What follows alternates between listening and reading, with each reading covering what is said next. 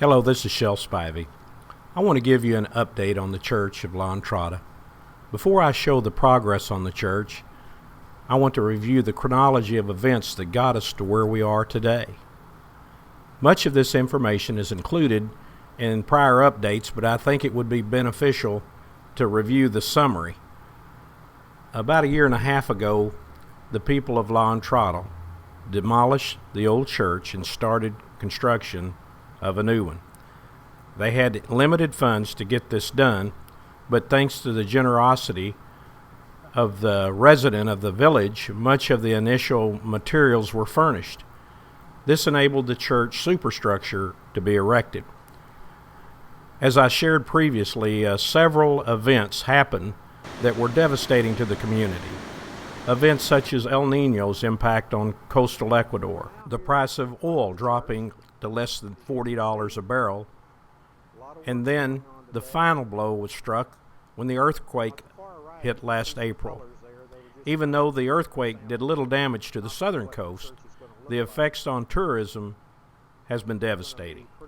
Entrada appealed to the provincial government of Santa Elena for help completing the church.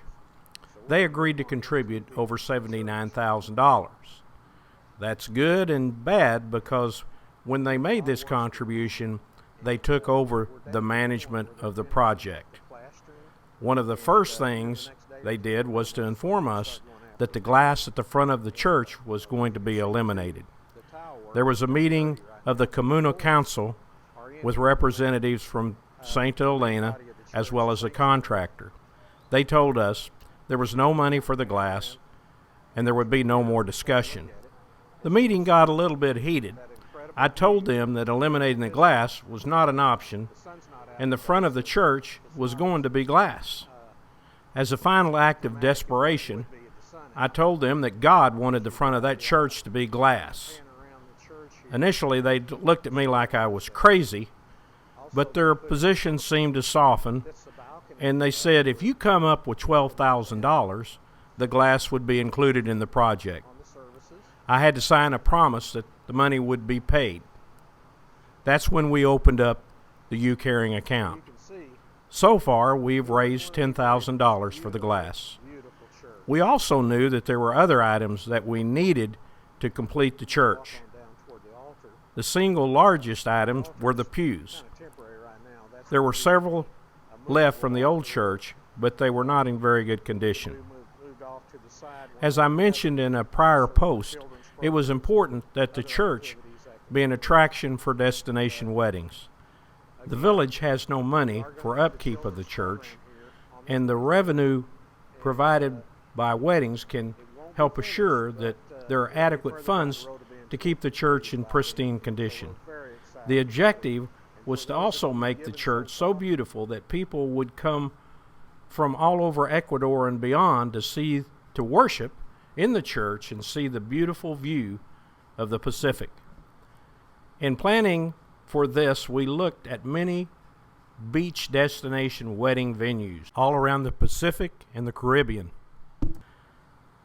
Here are just a few of these special venues. As you can see, they all have what I call the wow factor. It is easy to see why these venues attract hundreds of weddings each year. Our church is close to having that special appeal, but there are several things that we must do to complete the church, and we also have to do a few things, call it a correction of errors. Not many, but there needs to be a few things changed. Like a master jeweler that designs a fine piece of jewelry, they know that no jewelry piece is complete without the final touch of the perfect finding. So it is with our beautiful church. We must apply that final touch that makes it that special, exceptional wedding venue and that exceptional place of worship for the people of Entrada. Here's the church as it exists today. As you can see, we've got the basics of a very beautiful church here. It obviously needs nice pews in the church.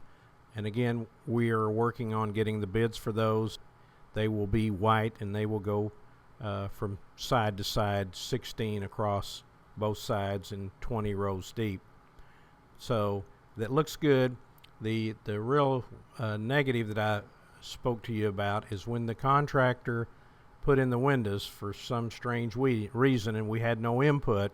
Some of the windows are blue, some of them are brown color, and they have bronzed frames, and that has to be corrected. Not a big expenditure, but that's going to have to be taken care of before it'll really be the church we want it to be. Okay, now we're moving to the outside of the church. You can see the colors here. Also, you can see the windows, some blue, some amber color, brown color. Again, don't really know why they made that selection, but they did. Also, the color scheme is not what we wanted. We wanted from the get-go for it to be white on the outside. The dominant color would be white, and you can see the dominant color is really the taupe color. Again, that's going to go away, and the color scheme is going to be similar to this. There's a few of these renderings that we did in SketchUp. This isn't the exact look of it, but it's going to be pretty close. As you can see, it's just got a lot more pop when it's white. And this is close to what the pews are going to look like when they're done. As you can see, they're white. They're quite beautiful. We're in the process of obtaining bids. What we're going to do on these pews is we're going to come up with the exact amount it's going to cost to build a pew, and then people can donate for that exact amount for a pew in the church, and they'll have their name on each pew. There'll be a plaque with their name on it, their family name, and where they're from. So we're hoping that we'll get a good response to that. We think we're going to need ultimately about 40 of these pews. Again, it will be 16 people seated across and 10 rows deep. So that'll give us a total seating capacity downstairs of 160 people. Then the old pews, we're going to paint those and rejuvenate them to the extent we can, and those will be up in the balcony. And the last item would be the landscaping.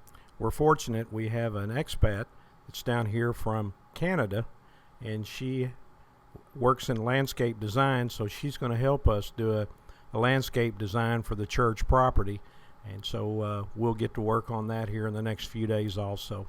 So it's really looking good. I do appreciate so much the contribution that have come in so far. And we're at definitely the halfway point in this as far as the fundraising. And we hope to have this all complete in the next month or 6 weeks. I haven't been right on the date yet, but you can see we're very close to having the church completed. In the next couple of days, I'll post a update and let you know exactly what the price is going to be on the pews. Again, thank you so much, and God bless.